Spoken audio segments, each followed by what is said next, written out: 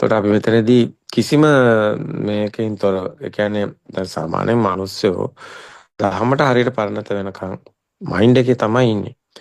ධර්ම තුළ පරිණත වෙනකොට මයින්ඩ් එකෙන් ගිලිහිලා ෆීල් එකට එනවා.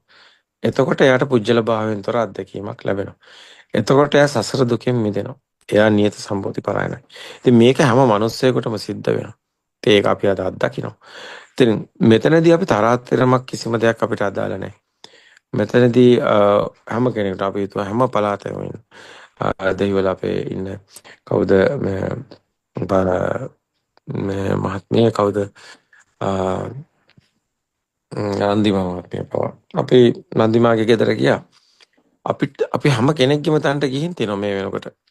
අපිට බැන්නා හෝ අපිට මොනවා කිව්වා හෝ අතර රන්දිමා හරි හොඳයි අපි දන්නවා. නමුත් අර ධර්මයේ තුල පරණත වෙන්න ඕනිකමයි තිබ්බේ.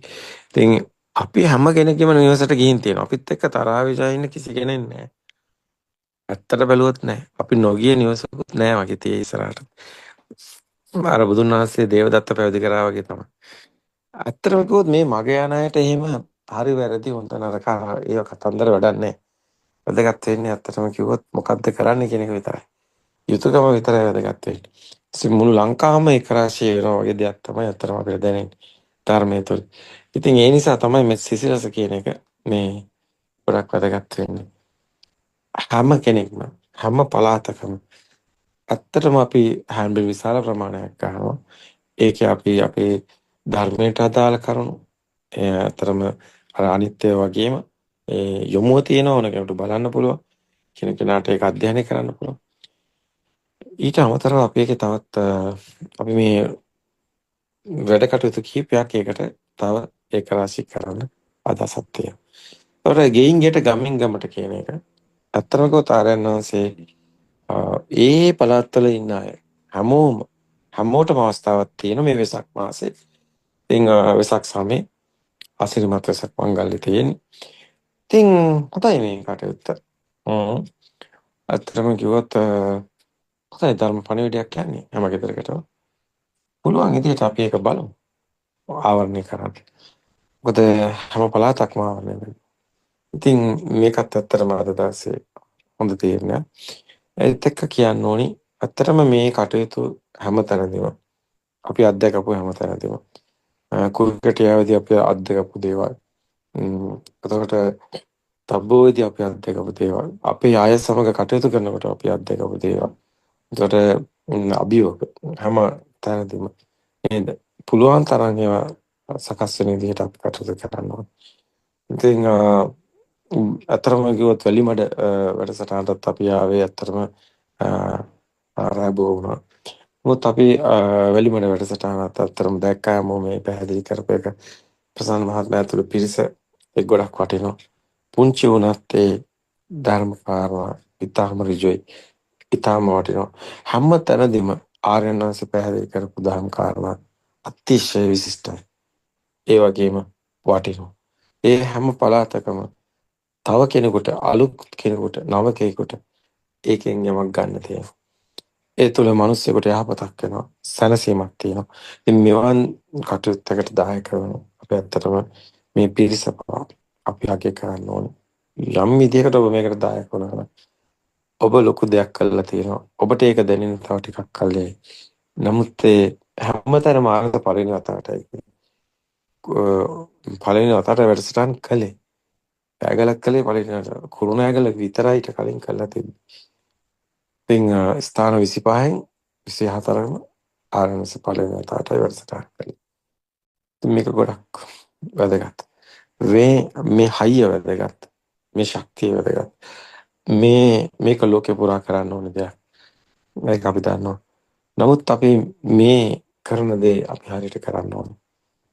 මේ මොහොතේ කළ යුතු දේ කරන්න.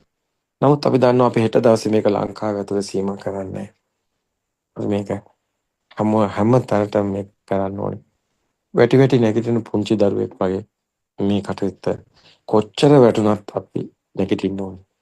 අපේ යුතුයකම අපි කරන්න ඕනේ. අපිට දන්නවා ඒක. අපිට වෙන අදහස් නැහැ. අපිට පෘථග්ජන මානසිකත්ව නැහැ. අපිට පුජ්‍යල භාවයෙන් ගිය පෘථග්ජන ලෝකයක කතා නැහැ. අපිට තියෙන්නේ පොදු අදහසක්. මේ කතාව පුජ්‍යල භාවයෙන් තොර ඇත්තටම කිව්වොත් ඉපදීම මරණය පවා සිතවිල්ලක් බව දකින්න සුන්දර කතාවක්. මේ ඔබ අත්දකිනකොට ඔබට මරණයක්වත් නැහැ. ඔබට ඉපදීමක්වත් නැහැ. ඔබේ කතාව සසර දුකෙන්ම නිදහස් වෙන සුන්දර කතාවක්. මේ සුන්දර පණිවිඩය තමයි මේ ඔස්සේ යන්නේ. මෙතනදී අපි තව දෙයක් ඔබට කියන්න ඕනේ. මේ හැම තැනදීම ආර්යයන් වහන්සේට සහයෝගය දෙනකොට ඔබ ගොඩක් පරිස්සම් වෙන්න. ඇයි ඒ? පුජ්‍යල භාවයෙන් ගන්න එපා. ඔබ හැම කෙනෙකුටම වරදින්නේ පුජ්‍යල භාවයෙන් ගන්න නිසායි. ආර්යයන්සේ කටයුතු එකක්වත් පුජ්‍යල භාවයෙන් නැහැ. නමුත් ඔබ ඔබේ කෝණයෙන් දාලා පුජ්‍යල භාවයෙන් ගත්තොත් ඔබට වරදිනවා. ඔබට අහිමි වෙන්නේ ධර්මයයි. ඒක නිසා ඔබ පරිස්සම් වෙන්න. ඔබ ආර්යයන් වහන්සේ පුජ්‍යල භාවයෙන් ගත්තත් ඔබ ඇත්තටම ගරන් තියෙන ආර්යයන් වහන්සේ නෙමෙයි.